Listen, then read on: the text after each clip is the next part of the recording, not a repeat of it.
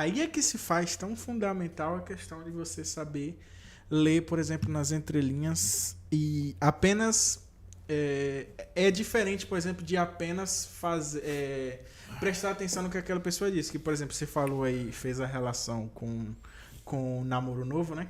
Sim. Questão de entrevista, aqui, o que é comum nos processos seletivos em empresas menores, né? Você chama a pessoa para conversar, faz algumas perguntas e, na sequência, contrata. Se você gostar das respostas, né? Sim. Só que tem uma questão... Muitas vezes o empresário ele não sabe nem o que perguntar. Exatamente. Aí é que eu acho... É que eu queria tocar num ponto importante.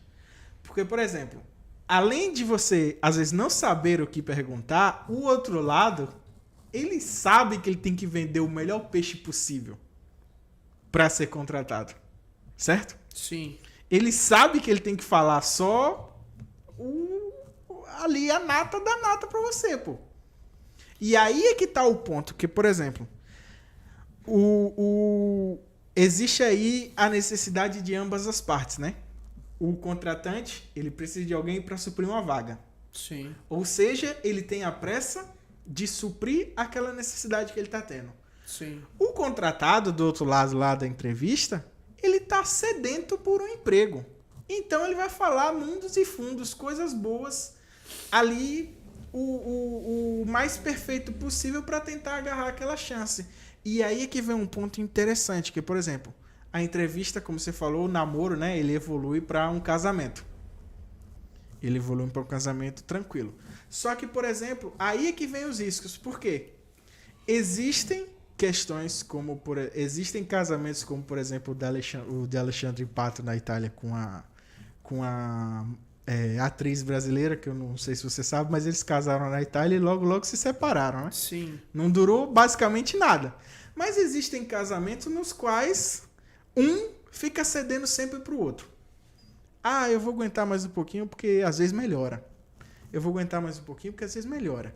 E numa dessa aí passa 2, passa 3 meses, passa 4 meses e nunca vem essa melhora. O que eu quero te perguntar é tipo assim, existe assim um sintoma grave no qual você pode identificar que não, aquela pessoa ela não vai se encaixar naquilo, no teu propósito, na tua empresa, ou se, por exemplo, são acúmulos de pequenas situações que vão definir isso. Porque, por exemplo, existem pessoas que estão começando agora, às vezes é o primeiro emprego dele, ou existem pessoas também que já passou por vários empregos, mas apresentam problemas lá na relação na tua empresa. Eu queria saber se existem, por exemplo, sintomas e questões que são mais significativas para você tomar, para o dono da empresa tomar uma decisão acerca de se aquela pessoa tem a ver com os valores da empresa ou não. Tá. Como é que você sabe que aquela pessoa é uma pessoa para você namorar ou não? Você sabe? Como é que eu sei? Através de critérios que você estabelece. Exatamente. Baseado Sim. no que você está buscando, certo? Atitudes, sim. São critérios que você estabelece. Pô, pra eu namorar, eu quero uma pessoa que seja assim, assim, assim, que tenha essa característica.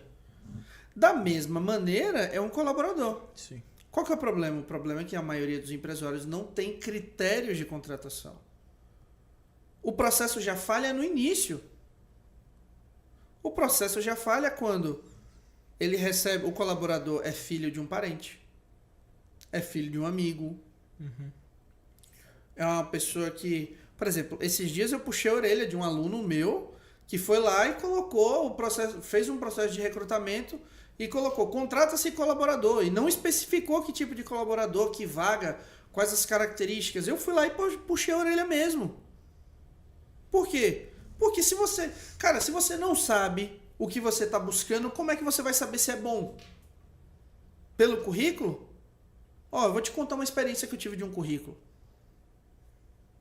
Eu recebi um currículo muito bom e chamei a pessoa para fazer a entrevista. A entrevista foi muito melhor do que o currículo. Sim.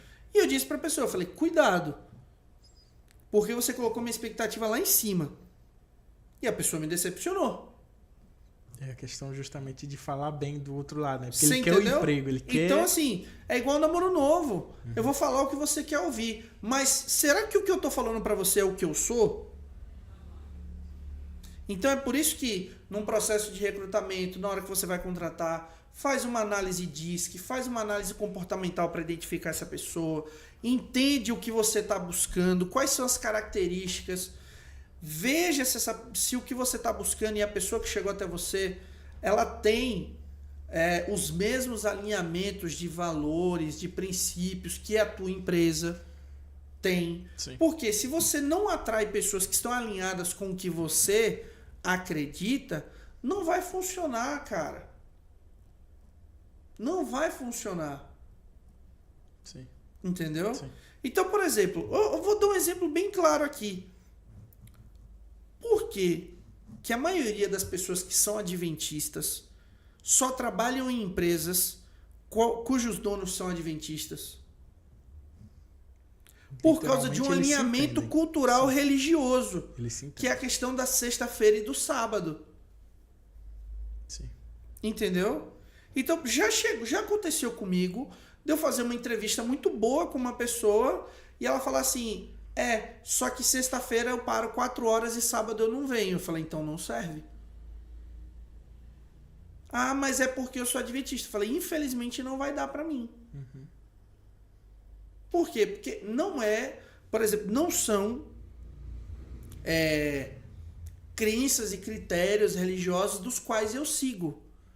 Então, eu não vou, por exemplo, favorecer uma pessoa, porque isso é um favorecimento a ela, sim, e desfavorecer a minha equipe por causa disso.